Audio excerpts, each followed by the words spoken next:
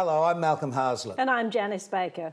I love to see the mounted police horses when there is an official event, and we're going to find out more about them. And cleaning up after them. And we'll be meeting an author who has just been through quite an ordeal and has written a new book. Next on Our Time. Good garden fertiliser. Pardon? Hello. Hello. What does that... Sorry, what does that mean? Well, for the horses we're talking about a bit later in the show. But first of all, we'd like to welcome our first guest in this episode of Our Time. This is Dean Mays, everybody. Hello. G'day, Malcolm and welcome. Janice. Thank you very much. Now, this is is it your second time on the program? It is, yeah. I was here a little over 2 years ago to promote the recipient, which I spoke with Sue at the time about. So yes. Yeah. Now, it's interesting being an author, but you have this other side to your life as well. Yeah. So your official profession is... I'm an intensive care nurse by day or night, depending on when I'm at work. So yeah. Different. That must be one of the hardest areas of nursing to work in. Oh, it's quite challenging, yeah. Yeah. How long have you been doing that? Oh, too long. I've been a nurse for 20 years. I've been in intensive care for probably 15, so yeah. Where do you do that? I'm at Memorial Hospital. Oh, okay, in Adelaide. Yeah, that's right. But the other interesting thing is that you've sort of, up until recently, specialised in looking after newborns. That's right, yeah. I was a NICU nurse for a long time. What does that acronym mean? So neonatal intensive care. Right. So yeah, so looking after premature babies. And naive of me to think this, but I've always thought that would be girls doing that. Not necessarily. But babies have fathers too, you know. It's well, this is true. Why wouldn't it be a male profession? But lots of male nurses these days. Yeah, I know. Too. It's just. So it's not... I think that the medical profession should show more men being nurses. Yeah. Well, yeah. I mean, I haven't sort of really thought about it any differently. So for me, it's just a natural thing. No, but I suppose the word nurse seems to always refer to a female, doesn't it? Well, it's just curiosities. Yeah, I guess not so much these days. No, Malcolm, I'm still living in the past. Okay. Speaking of the past, Dean, the books that you've written, you're not a first-time author. This new book is... This is number 4. So let's have a look at the titles of the books that you've written in the past. Yeah, sure. Because it's quite interesting when we see that. This one, was this your first book? Yeah, so this was my first book, The Hambledown Dream, written or published in 2010. So this is fairly recent. And the next one? Gifts of the Paramount, which came 2 years later in 2012. And that was set here in South Australia. And that's the story of an Aboriginal girl who learns to play the violin. That's right, yeah. And this one? Yeah, this was a short story that I wrote sort of in between the second and third novels. Is this you without whiskers? No. And then this one? And so, yeah, The Recipient, which came out in 2016, and I was about a heart transplant recipient that discovers that her donor was a murder victim. So, yeah. Gosh. Yeah. Good, interesting story. There's another whole thing we could talk to you about. Yeah. And this is your latest book? Yeah, so this is The Artisan Heart, which has gone on sale literally just this week. Is so that right? We're talking, 1st of September. So yeah, yep. I'm amazed, really, with the career that you have, that you find the time to actually write. Yeah, as well. I get a lot of that. There's no pictures in the book. No. Oh, stop it. Pictures in the book. Yeah, look, it's easy to sort of say that it's a crazy sort of life for me to lead, but being a nurse, I guess I've learned the art of time management. So and that kind of spills over into my career as an author. So does it also relieve the pressure of a daily? It does. It's a very good question. Being an author allows me to separate myself from the rigours of the job. Sure. And over the years and the clinical areas that I've been in, I don't deny that it's been quite a stressful occupation. So to be a writer, to kind of escape from that into a totally different vocation has been a really therapeutic thing for me. So yeah. Wow. So what inspired this book? I wanted to write a love letter to a small town in Victoria where I spent a lot. Walhalla. Yeah, where I spent a lot of my I've childhood. done paintings in Walhalla. Yeah. I must bring one in. Sorry, I've just picked that up on the back. Yeah. and so I'd spent a lot of time in Walhalla as a kid with my dad,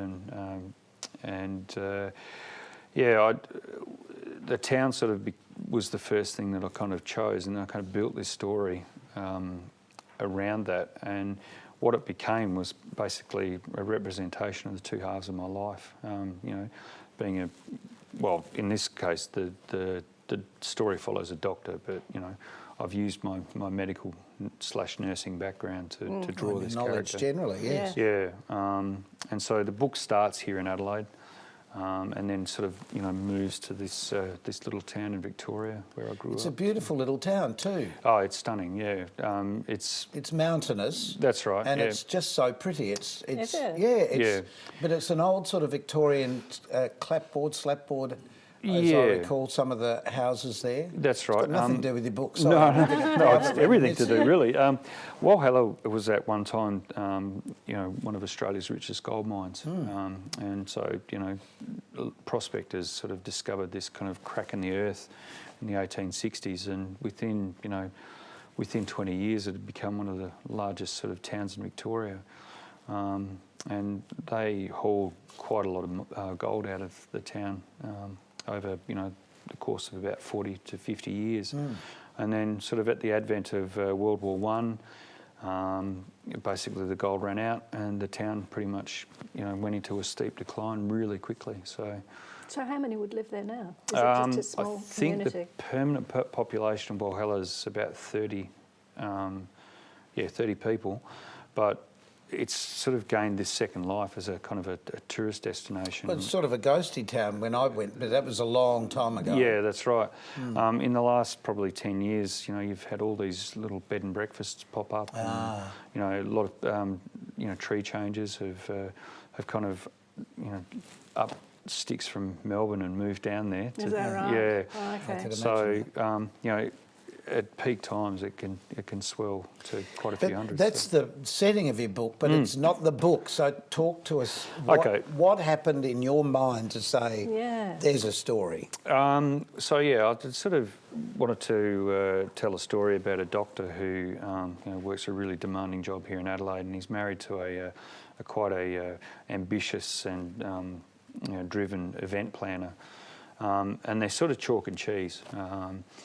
And he's sort of struggling away at his this busy inner city children's hospital, working emergency department, and she's sort of running these high glamorous events, and he's sort of called upon to be there at all the time to support her. And he's consistently. Is there a doctor in the house when something goes wrong? Yeah. He's consistently falling short, and there's a sort of a critical incident sort of early in the book that kind of sees his life sort of fall to pieces, and he has nowhere to go, so he goes to his childhood home in Walhalla, where his parents' cottage. His parents are no longer alive, but there's this cottage there that's been boarded up and pretty much forgotten. And so sort of in the aftermath of him losing everything, he starts to kind of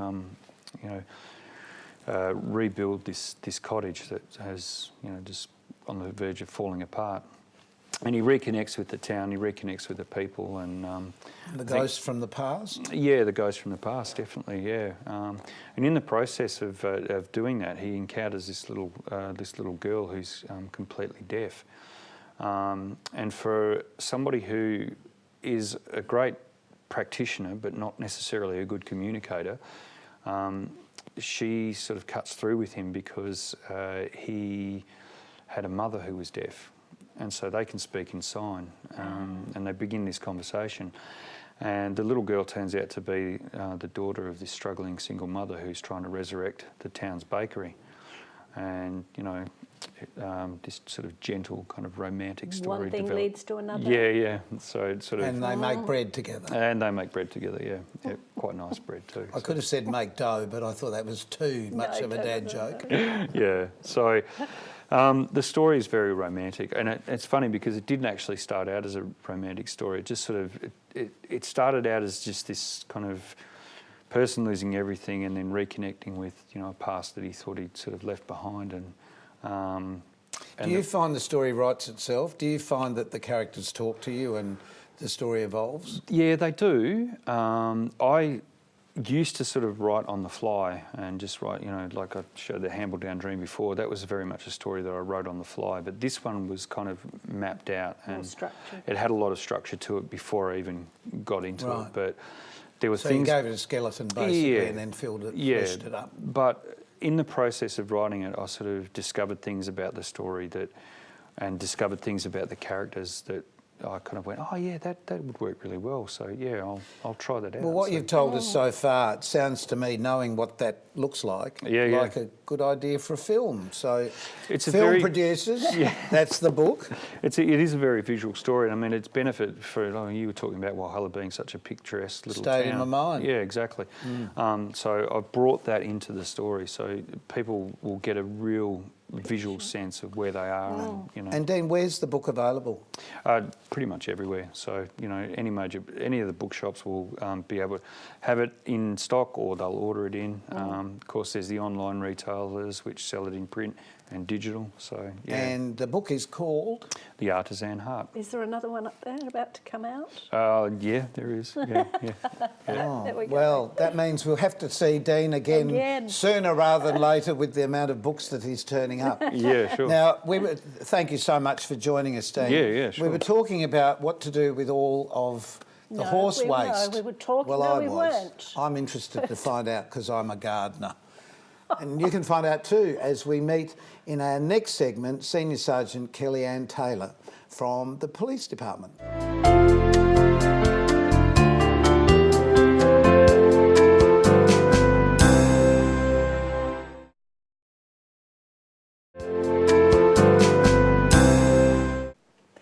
Malcolm, as I said earlier, we're going to talk about the mounted horses. So we have a very special guest today. Senior Sergeant Kellyanne Taylor is with us. Very welcome to the program. Thank you very much. And so your job initially, not so much now you're saying, is that you are with the horses, the mounted horses. Yes, yep. So now you're in charge of everything. Yeah, but doesn't mean you're riding horses every day, does it? No, I used to. I've been with the Mounted Operations Unit for about 10 years now. So I used to do a lot of the riding and training that the members do. But now my role as the manager is more so overseeing the operations unit and doing the HR and financial management and those sort of administrative type duties now. And are you loving that? Yeah, it's very interesting. I'm able to, you know, I guess stamp my own vision on the unit and having a horse background myself, we're certainly able to make efficiencies and become a lot more operational than the unit's ever been. You say horse background, what's the background? I grew up in the country down in the southeast, so I've always been around horses. Used to ride for a racing stable and had horses myself. So yeah, being from the country, I guess combining policing and the mounted's been a perfect sort of job for me. Yeah, absolutely. But you were born into this in a way, weren't you? Well, I certainly didn't join the South Australian Police with a view to initially going to the mounted. I went country and did city for a while, and then the opportunity to apply, because it's sort of like a specialist unit, you have to sort of apply when a vacancy comes up. Yeah. You know, I tried out and was successful, so yeah, really. But your parents, what did your parents do? My parents were originally in the Air Force, so they had a defence sort of background, so I guess sort of policing wasn't sort of, you know, that different from what they did, and I certainly liked the variety, you know, that it offered, and it's been fantastic. Are you the only child, or have you got brothers and sisters? No, I've got two sisters. Are they involved? Well, funnily enough, my other sister, her twin sister, is actually in the mounted operations unit as well. Yeah. Are you identical? Yes, we are identical. Are you really? But we haven't actually worked together very often, so yeah, it's probably a good thing. But really? No, we certainly. I could see you leading the Christmas pageant here through the streets of Adelaide on twin horses and twin girls. Yeah, well, the mounted only we have grey horses. It's one of the only mounted units in the world that have solely grey horses. So they look like twins anyway? All dressed up, we look very similar, yes, yes. I love it. Lovely. But that's a good point, because I guess most people living here in South Australia would identify the horses with the Christmas pageant because you generally lead the pageant. Yes. And occasionally probably see them at official, receptions or political things where it's needed. But I was fascinated to find out that is this tiny, weeny little bit of what you actually do. Yeah. Can you just explain how important the horses are when there are groups of people, for example? The Mounted Operations Unit probably do 4 main core functions. We do the operational policing, so anything someone in a car would do, we do on a horse. We have the search and rescue function as well, where the horses can cover a great deal of distance, searching for missing persons. There was something recently, sorry to interrupt you, but there was something recently in Adelaide where a man went missing. Yeah. And I just saw on a news story that you were out there searching for this man on horseback, obviously through scrub, and that was the easiest way to do it. Yeah, that's right. They can cover a lot of distance quite quickly. And we certainly have the public order, which is the crowd disorder, where horses really, come into their own.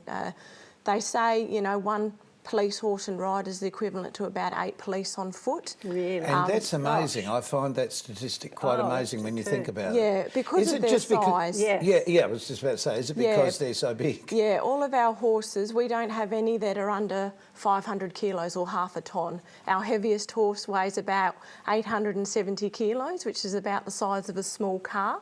And the rider sits at about 3 metres above the ground. So they've got a great height advantage over the general crowd. Yes. And their size and strength certainly makes them comparable to, 8 or 10 people. But they're on also, foot. they're so regal looking is the only word I can think to use. Yeah, they are. When you see you in your... Finery? Yeah, well, not even finery, just dressed as a normal police officer, I guess, on the horse. A lot of training that goes into it. We actually train our horses to the highest public order standard. And we that's get so them they're not quite young. spooked? Yes, horses are a natural flight animal, so their natural reaction is to actually run away from things that frighten them. So we've got to train them gradually to actually hold their ground and even walk into situations that they would normally be frightened of. Is this a trust element between the rider and the horse? There's a lot of trust. It's a lot of positive reinforcement as well, and it's starting off really slowly and really early on to gradually train a horse up to the highest standard, which takes about 5 to 6 years to actually do that. Wow. So how young do you get the horse? We get the horse at around 3 years of age, so they'd be about toddlers. Like that, and we start right from the word go to introduce things to them, because like kids, they absorb things when they're little, and as they get older, it sort of just becomes natural for them, and these things that they've been training towards become second nature. Is it like with the police dogs that we've had on the show? Is it a situation of having always the same rider working with the horse, or does that vary? It does vary depending on the horse's level of education. You mean you don't take the horse home at night? No, what a shame. Unfortunately not. They have very good accommodation at Theberton Barracks. They do, don't they? They're very well looked after. They get 6 weeks holiday a year. Same with us as well. Right? So they get to go out. Where do they go on their holidays? These horses. Run in the paddocks. We have an adjustment facility out north, just out of the city. So they literally just get to go in the paddock and do what horses do. Let their mane down, I suppose. Let their mane down and just enjoy the green grass and the fresh air. And it's certainly good for their mind and body and that as well. So quite similar to us going on a holiday, I suppose. So. And when they come back, do they just lock back into... some come back a lot heavier than what they left. Too much green grass? And some will come back about 100 kilos heavier actually. Really? So, it's something we obviously monitor them every month, to make sure they perform in peak condition, but some do enjoy their holiday more than others. I know this might sound like a really daft question, but do you love horses? Oh, like, are they your most favourite animal? I think you genuinely have to have a love for them because, you know, as all the members in the mounted, you know, you're always doing things for them. You know, it's not simply hop on, go out and start your policing in Hindley Street, you know, on a Friday or Saturday night. You know, it's actually bringing them in, it's grooming them, it's unrugging them, it's working them, it's washing them. Yeah. The amount of purple shampoo that we go through is quite extraordinary. Yeah, to try and keep the horses that brilliant, that pretty colour. White or grey colour. And then making sure they're fed and then put to bed at the end of the night. It's a lot of behind the scenes work, you know, to see here's a really product stupid out question on the I have street. to ask you. Yeah. So do horses sleep standing up or do they get down? A bit of both. Really? Horses have the ability to actually lock their hip joint, so they can actually rest a hind leg and sleep without falling over. But to actually get a deep sleep, you'll see them flat out on their side. Really? And a lot of people think that they're dead, but they're not. They're actually just in a deep sleep. Do they snore? Some do snore, yes. You know, horses do all that thing. I'm just wondering. Yes. It's a logical question. Yep. Do humans stay with them all the time or are they sort of left to their own We have devices? stable hands that work rotating shifts and they'll work an afternoon shift. So they just look after the horses? Yeah, purely just to do their feeding and rugging and veterinary treatment side and to assist us, obviously, in riding the horses as well. So. And is there special training for the mounted police? Yeah, there is specialist training. They have to go through specific courses to attain a level which makes them safe and suitable to be deployed operationally out on the road, because obviously safety is the #1 factor when dealing with the community. Well, for everybody, isn't it? The horses so how long does that take? For a rider, it can take up to 12 months to actually get out on the road on a horse. It's quite intensive training, riding 3 or 4 a day, every day. But once established, it's another probably 2 years to attain the highest level, which allows you to ride in public order or crowd disorder events. So you mentioned Hindley Street a little while ago, and for people interstate, Hindley Street is, I suppose, the night. It's the nightclub strip of Adelaide. Nightclub strip, yes, like King's Cross in Sydney or that's right, wherever in Melbourne. But is that or has that participation helped calm the street down? Do you think? I think being a highly visible presence, it's certainly a valuable resource. We're able to actually assist the police on foot to provide them coverage when they're dealing with groups of people. And we're able to actually move on groups of people quite easily without a lot of the animosity that the foot police would actually get, because the horses are a good PR tool. You know, people like to come up and pat the horses and take their photo, and it sort of bridges the gap, and they're just you know, lovely, between the community and can sort of obviously, you know, then assist us as well. Kelly, as them. thanks very much. That's just great to talk with you. Stay with us, and we'll be back to find out what happens to the manure.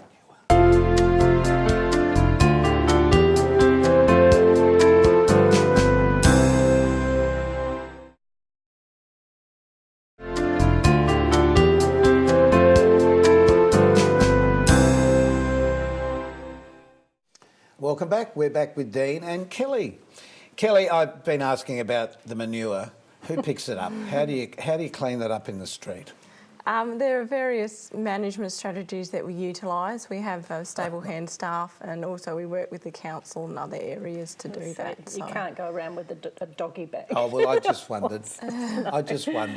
And Dean, at the beginning of the program, I actually said that you've had a bit of a rough trot. We talked very positively about the book, but we didn't talk about what's happened to you since we saw you last on this program. Yeah, so actually not long after I was on last time, I actually got very ill, and as part of that illness I actually suffered what's called a viral neuritis, and what that did was actually kill off one of the nerves in my throat, and I started having breathing difficulties, swallowing difficulties, and eventually we discovered that this whole side of my throat was collapsing in. So. Gosh.